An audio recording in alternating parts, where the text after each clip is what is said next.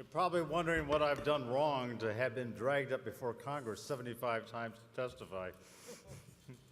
Never been indicted. Ladies and gentlemen, it's a great pleasure to be here with you today. Our topic of today is hotspots around the world. At the Bahamas version, the smaller version of FreedomFest last January, I gave a talk on Ukraine, and that's before the thing had heated up. And Mark thought it would be a good idea if we looked at the places around the world and what's likely to happen.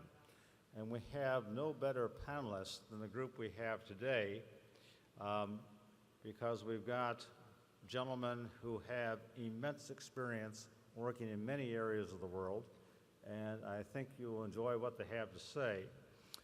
To my far, far right is David Keene, and David is now the opinion editor of the Washington Times, which means he oversees all the editorials and all the commentary. And the Washington Times is in the process of greatly expanding. They're doing a national digital edition. I suggest that you all subscribe, because that makes it easy for you to get my weekly column also, plus all the others. And it's a great newspaper, and it's growing, unlike most other newspapers in the world. And David is a good part of this change. You may remember David for many years was chairman of the American Conservative Union. He was also president of the National Rifle Association.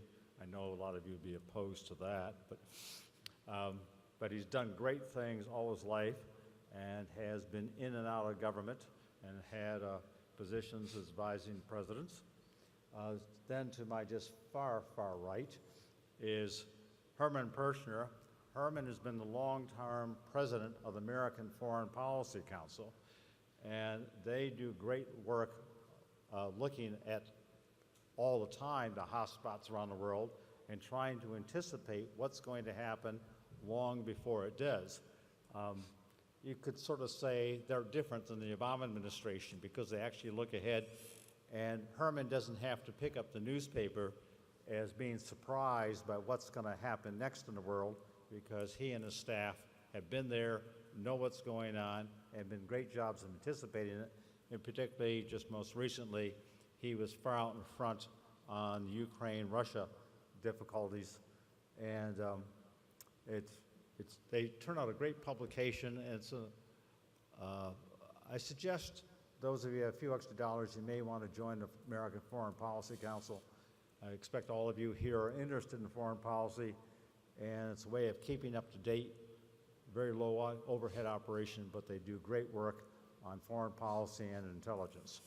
And then to my immediate right is my old friend Doug Bandow, who I knew first back from the Reagan administration when he was an assistant to the president, and he is a senior fellow at the Cato Institute.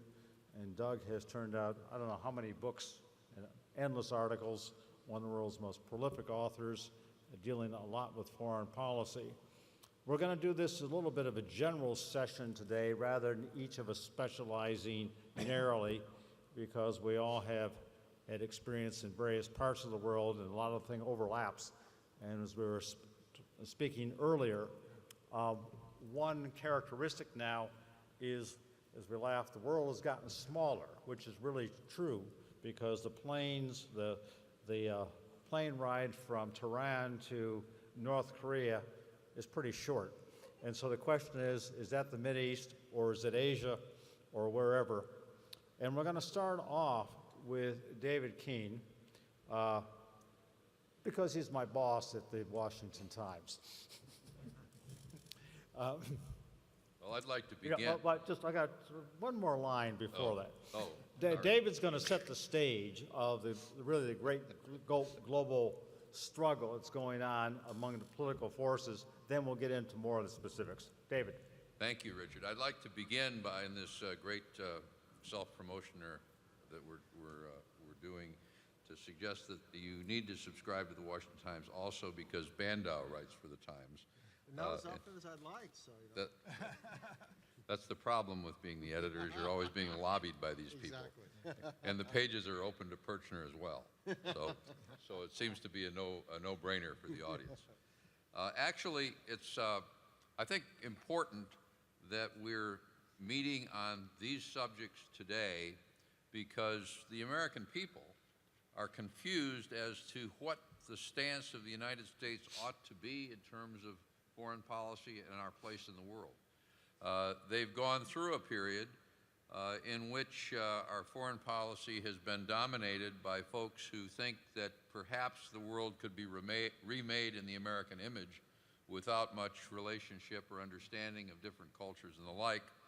One can argue that in the Middle East, we're still struggling with the shadow of the Great War, which we're celebrating the 100 years of its beginning. I guess celebration is the wrong word. And I remember from the intimate papers of Colonel House, who was the advisor to Woodrow Wilson. He said at one point that he'd had a busy day because they had spent that morning redrawing the map of the world, but fortunately, they'd managed to finish by noon and enjoyed a good lunch.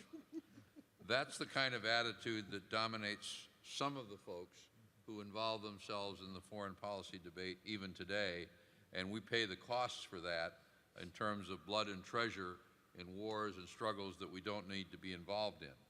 On the other hand, there are those in reaction to that who are saying that the United States cannot be involved at all, and that the best policy for the United States is the policy we pursued in the early days of the Republic, which was to trade but stay away, although even then, early presidents dealt with Barbary pirates and the rest when they interfered with our perceived right to trade in other parts of the world. So there was never a complete separation of our foreign policy from our economic interests. But the question that the American people are struggling with is, what are the interests of the United States, the legitimate interests that ought to be protected?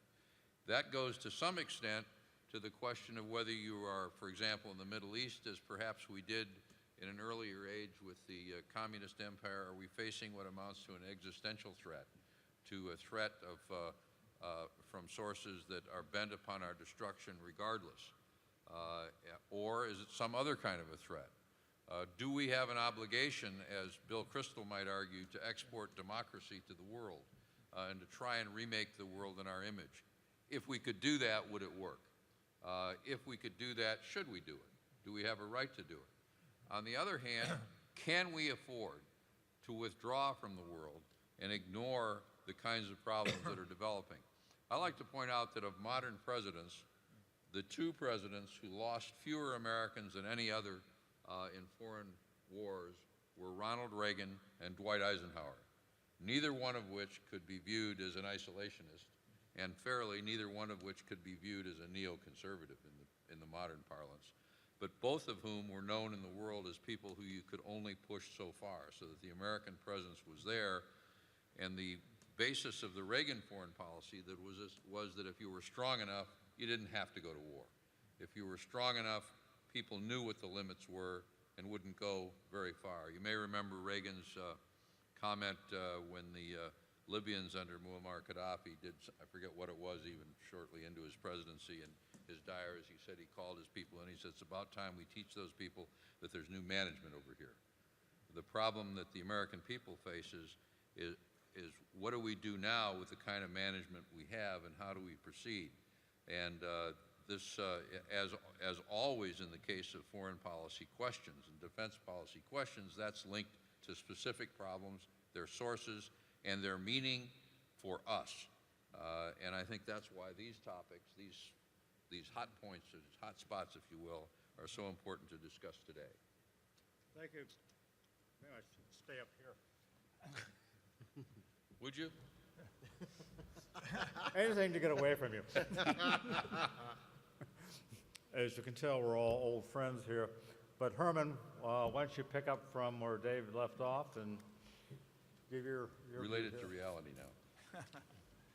Well, thanks for your comments, Dave. I want to pick up on one question you raised, and that was the question of Islamism versus